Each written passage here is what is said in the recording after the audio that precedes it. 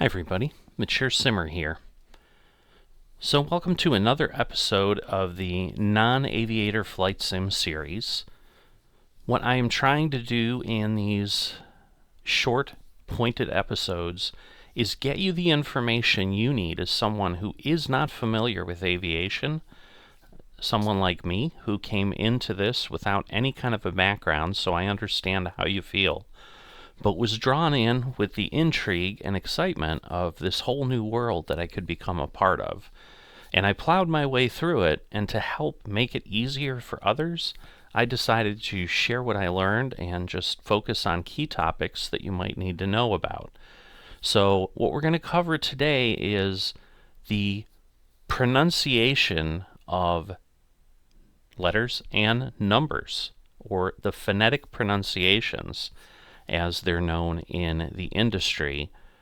And there is a standards body, ICAO, or ICAO is usually a way it's pronounced, that have set these up. If you have any military background, you're likely going to be familiar at least with the letter codes.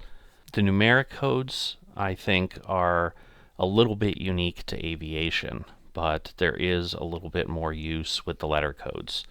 So very simply here, we're going to jump in as I've had on the screen here with the letter codes.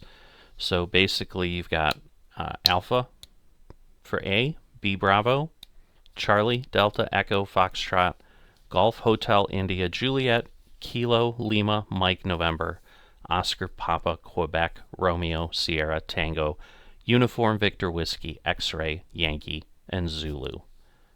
Let's quickly turn to the numbers. 0 through 8 are exactly the same as you would expect. The only unique feature here is the number 9 is pronounced Niner. So you might ask, why does this exist? Why do I need to know this? Well, the reason is because as you're going through and you're providing radio transmissions when you're flying and so forth, sometimes things aren't as clear and as easy to hear.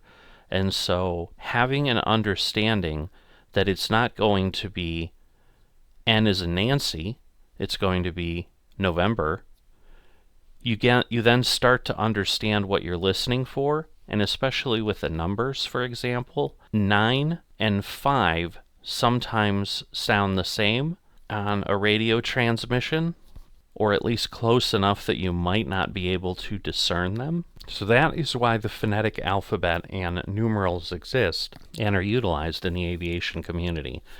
There's no real secret here. You've just got to use them. You've got to remember them. The better you get at this, the easier it will be for you to A, listen back, and more importantly, as you start to maybe fly and do things, or as you're going down your air traffic control path, all of those things are going to be important. This video is kind of going to serve in both areas because it's important for both pilots, and if you're going to be doing VATSIM ATC, you absolutely need to know this because you're going to use it constantly. As always, if you've enjoyed this and haven't dropped a like, please consider that. If you're not a subscriber, please consider that as well.